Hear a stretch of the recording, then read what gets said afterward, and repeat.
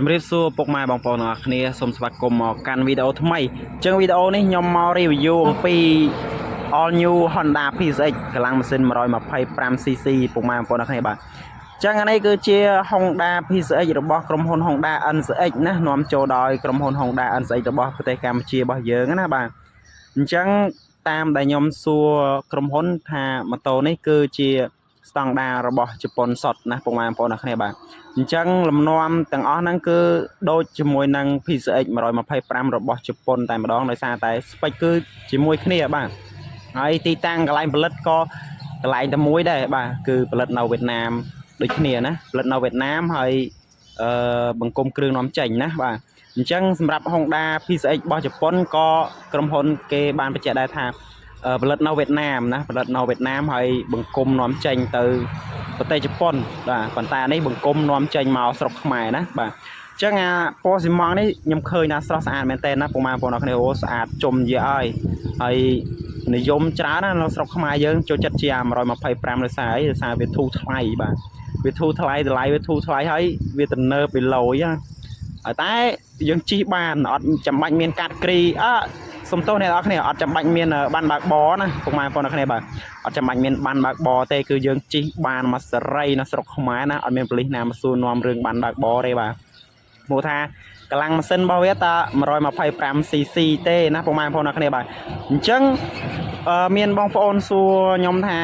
តម្លៃ PSX ហ្នឹងវាតម្លៃប្រមាណណាអញ្ចឹងសម្រាប់ថ្ងៃទី28ខែ3ឆ្នាំ2026នេះណា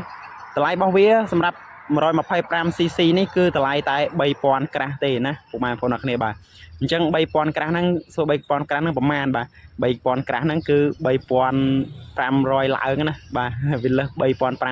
ងហើយ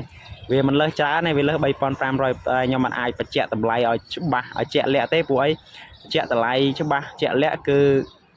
បាទគេចាប់ព្រោះថាក្រុមហ៊ុន Facebook អាចនឹងចាប់បាទតម្លៃពេលខ្ញុំប្រាប់ជាក់លាក់ទៅគឺគេចាប់ពាក្យហ្នឹងគេចាប់ទៅវាធ្វើឲ្យ spam វីដេអូខូចវីដេអូរបស់ខ្ញុំអញ្ចឹងខ្ញុំអាចប្រាប់តែតម្លៃជាងទេណាគឺ3000ជាងណាពុកម៉ែបងប្អូនអរគ្នាបាទហើយអាពណ៌សនេះក៏ស្អាតម្យ៉ាងដែរបាទវាមានពីរគ្រឿងនេះខ្ញុំពណ៌ថតណាបាទស្អាតចំយាយ PSX 125ណាកម្លាំងម៉ាស៊ីន125ពពាក់មកជាមួយកង់មុខ ABS ណាពាក់មកជាមួយកង់មុខ ABS កុងទ័របាទ full digital ទៀតអូហើយ LED គេក៏ស្អាតដែរបាទជាគៀងគេ LED ទាំងមុខទាំងក្រោយណាអែមហើយប្រភេទនេះអ្នកនរគ្នាអ្នកឃើញម៉ាក់គេវាខ្លីហ៎បាទអញ្ចឹងប្រភេទនេះគេដាក់ស្ពឺបូមប្រេងមកជាស្ពឺបូមប្រេងពណ៌ខ្មៅណាតាមក្រុមហ៊ុនគេបញ្ជាក់មកណាបាទដោយសារតាស៊េរីមុនកម្លាំងម៉ាស៊ីន160អីហ្នឹងគេដាក់ស្ពឺបូមប្រេងពណ៌សអញ្ចឹងវាអត់សូវធន់នៅក្នុងការប្រើប្រាស់ទេអញ្ចឹងឆ្នាំ2026នេះសម្រាប់ PSX ក៏ដោយ Click ក៏ដោយ ADV ក៏ដោយបាទគេបដូរទៅស្ពឺបូមប្រេងពណ៌ខ្មៅទាំងអស់ហើយគេដាក់សញ្ញាសម្គាល់ហ្នឹងគឺម៉ាក់គេរាងខ្លីណាបាទអញ្ចឹងអានេះកន្លែងប្លុកប្រេងកាឡេរបស់គេណានេះប្លុកប្រេងកាឡេស្អាតណាស់អ្នកនរគ្នាបាទអញ្ចឹងប្រើប្រាស់ប្រព័ន្ធ ESP Plus ណាសម្រាប់4ដើមអ្នកនរគ្នាបាទហើយបញ្ចុះកម្ដៅដោយទឹកស្អប់ម៉ាស៊ីនណាពុកម៉ែបងប្អូនអ្នកគ្នាបាទអញ្ចឹងនៅក្នុងនេះគេដាក់បញ្ជាក់នេះសារៈខ្សែពៀន 24000 គីឡូត្រូវដូរអញ្ចឹងណាហើយសបុក A គេដាក់ហាមផ្លុំខ្យល់នេះ Do not clean air ណាអញ្ចឹងសបុក A ប្រភេទ PSX នេះគេអត់ឲ្យផ្លុំខ្យល់ទេណាអ្នកនរគ្នាបាទយើងបើសិនជាខូចគេឲ្យដូរតែម្ដង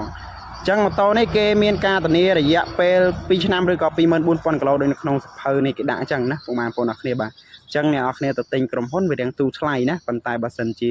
យើងទិញតាម depot ទិញតាមស្តង់អីរៀងតម្លៃរៀងថ្លៃបន្តិចអាហ្នឹងវាអាស្រ័យទៅលើបាទកន្លែងខ្លះគេលក់រៀងថ្លៃកន្លែងខ្លះគេលក់រៀងថោកដោយសារតែស្រុកយើងទីផ្សារសេរីណាពុកម៉ែបងប្អូនអ្នកគ្នាបាទអញ្ចឹងទីផ្សារសេរីអ្នកណាលក់បានថ្លៃគឺអ្នកនឹងលក់បានថ្លៃហើយអ្នកណាលក់បានធូរថ្លៃគឺអ្នកនឹងលក់បានធូរថ្លៃណាបាទតែហ្នឹងអត់សំខាន់ណាសំខាន់បាទ PSX បាទ125នេះគឺផលិតផលជប៉ុនសុទ្ធណាស្អាតអាពណ៌ប្រភេទនេះខ្ញុំឃើញហើយស្រឡាញ់ហ្មងតែអត់មានលុយទិញទេអ្នកនរគ្នាបាទបើអ្នកនរគ្នាមានលុយក៏ទិញទៅបាទអរគុណជម្រាបលាបាទ